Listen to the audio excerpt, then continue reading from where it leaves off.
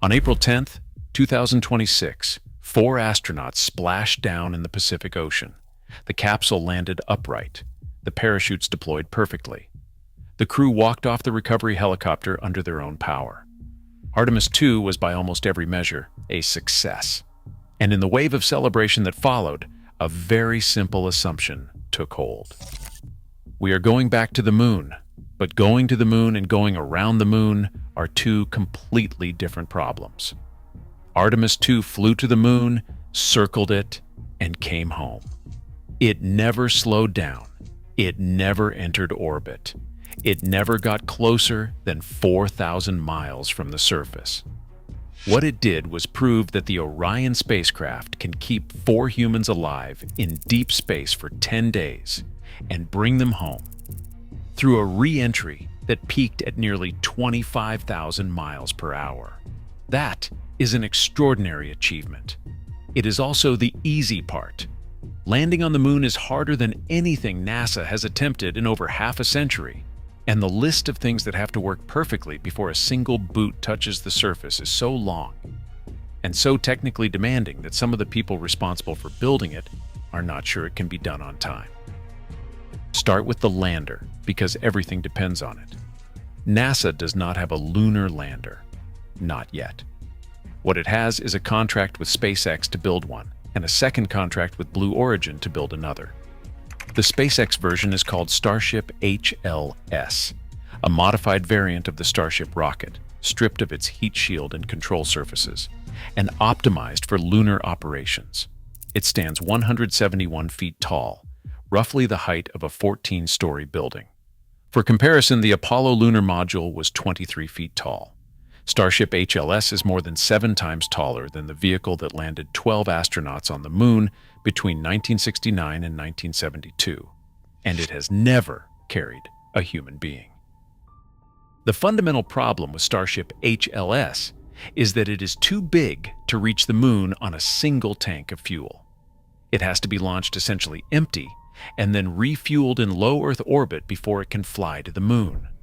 That refueling requires a propellant depot, a specialized starship that stays in orbit and acts as a giant fuel tank.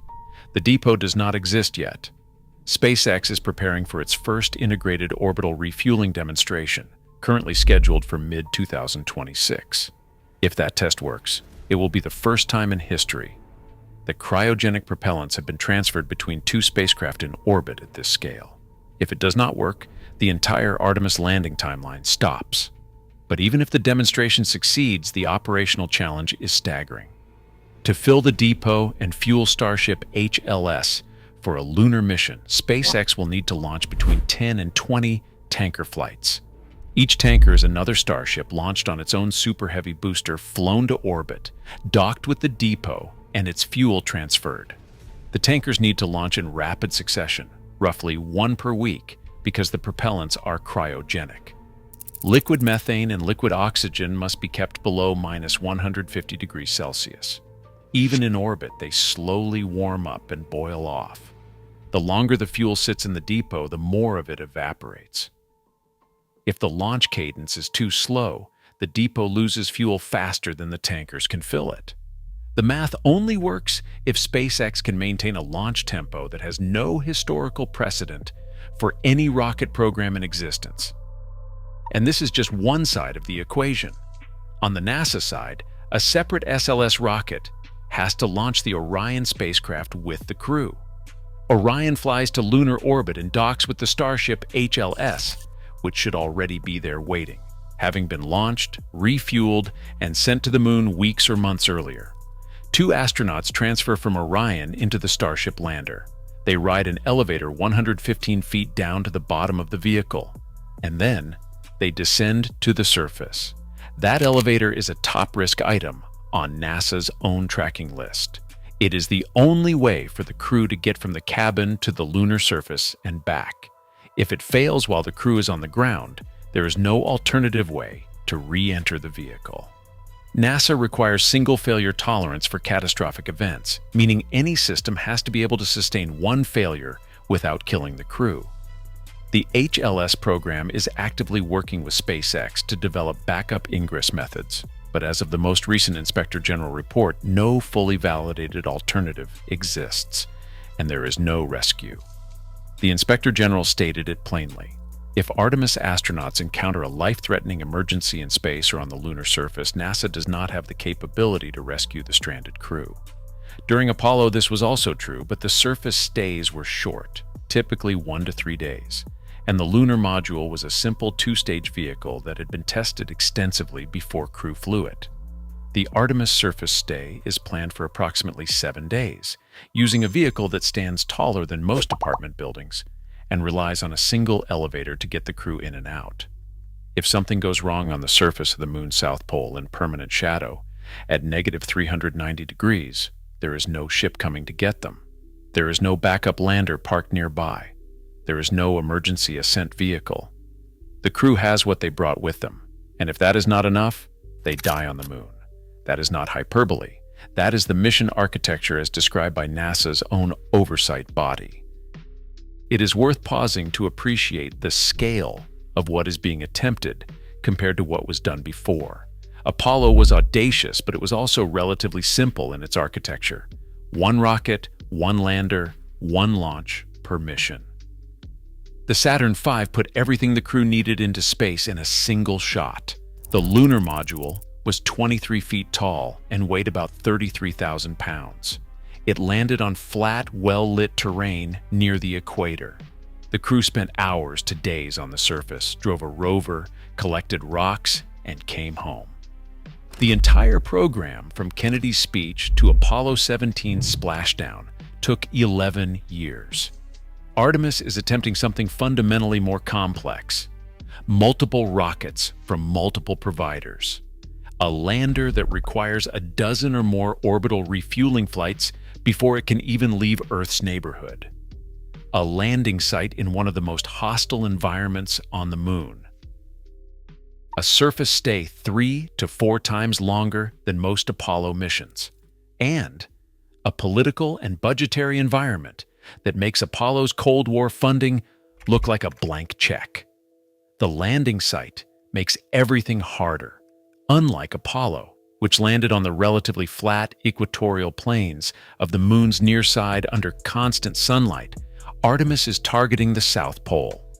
This is a region of permanent shadows, where the floors of certain craters have not been illuminated by the sun in billions of years. Temperatures in those shadows drop to negative 390 degrees Fahrenheit. The terrain is steep, rugged, and largely unmapped at the resolution needed for a precision landing. Slopes of up to 20 degrees have been measured in the target region. Starship HLS, at 171 feet tall, has a tilt tolerance of just 8 degrees. If the ground beneath one of its landing legs is too steep, the vehicle can tip over. That would be like a 14-story building falling on the moon in 1/6 gravity, with 2 astronauts inside. The Apollo lunar module was small enough and light enough that tilt tolerance was a minor concern. Starship HLS is neither small nor light. Blue Origin's Blue Moon lander is the alternative. It is shorter at 53 feet, more conventional in design, and it faces its own set of unresolved challenges. It has never flown with humans. Both companies must complete uncrewed lunar landing demonstrations before NASA will allow crew inside. The Inspector General noted that these demonstrations will not be fully representative of the crewed vehicles, meaning the first time these landers carry astronauts in their final configuration may be the actual mission. That should unsettle anyone who remembers how spaceflight programs typically handle first flights of untested vehicles. Before any of this happens, NASA has to fly Artemis II. That mission was originally supposed to be the first lunar landing. It is not anymore. Artemis III has been restructured into an Earth orbit test, a docking rehearsal where astronauts practice connecting Orion to a lunar lander, similar to how Apollo 9 in 1969 tested the lunar module in Earth orbit before Apollo 11 landed on the moon 4 months later. The actual landing has been pushed to Artemis IV, currently targeted for early 2028. Whether that holds depends on everything upstream working on schedule, and the Artemis program has never once met an original schedule in its entire history. Spacesuits are another problem that sounds minor until you think about it. Axiom Space is building the next generation suits that astronauts will wear on the lunar surface. These suits have to function in conditions that cannot be fully replicated on Earth, such as the extreme cold of the permanently shadowed regions. The razor-sharp lunar regolith that electrostatically clings to every surface and can damage seals and visors, the vacuum, and the radiation. The suits are currently undergoing final thermal vacuum testing. If they are not ready, the landing does not happen. There is no backup suit program. And then there is the heat shield. The Artemis II heat shield came back with divots again. Cracking. Signs of uneven ablation. Divers were in the water within minutes photographing it, and NASA had 2 heat shield experts on the recovery ship. The capsule is being transported back to Kennedy Space Center for detailed analysis. For Artemis III and beyond, NASA is implementing a redesigned AVCOAT formulation with improved porosity. That new formulation has never flown. It will be tested for the first time on a mission-carrying crew. Another first flight on an untested system with astronauts aboard. Behind all of this is a political reality that could derail the program more effectively than any engineering failure. In May 2025, the Trump administration's budget proposal called for canceling SLS and Orion after Artemis III, citing the rocket's cost of roughly $4 billion per launch.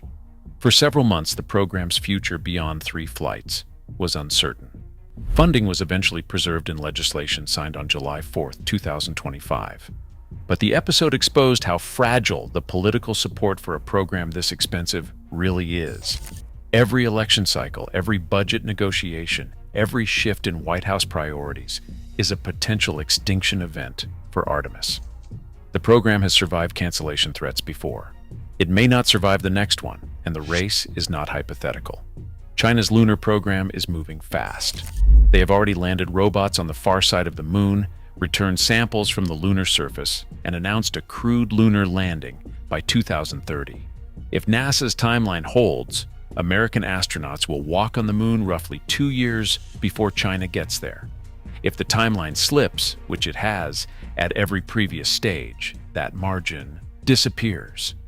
The geopolitical stakes of the Artemis program are not abstract. They are measured in months and in the credibility of a space agency that has not landed a human on another world since Richard Nixon was president.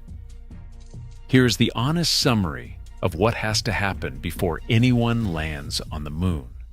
SpaceX has to build and fly a propellant depot that does not exist yet.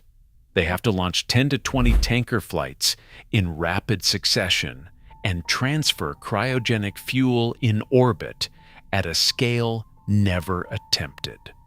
They have to land a vehicle 171 feet tall on terrain with an 8-degree tilt tolerance in a region of permanent shadow. Blue Origin has to fly a lander that has never left the ground. Axiom has to deliver spacesuits that can survive conditions no suit has ever been tested in. NASA has to certify a new heat shield formulation that has never flown. Congress has to keep funding a program that costs billions per year. And all of this has to happen in roughly 2 years. Artemis II proved we can get to the moon and back. That was the easy part.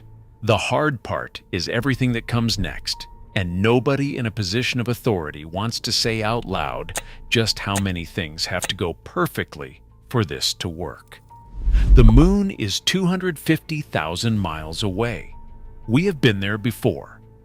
But getting back is turning out to be one of the most difficult things our species has ever attempted. Not because we have forgotten how, because we are trying to do something far more ambitious than Apollo ever imagined, with hardware that does not exist yet, on a timeline that is never held, in a political environment that could pull the plug at any moment. That is the truth about going back to the moon. Nobody wants to say it. Now you know. If you want to keep exploring what the universe is really doing, subscribe. I will see you in the next one.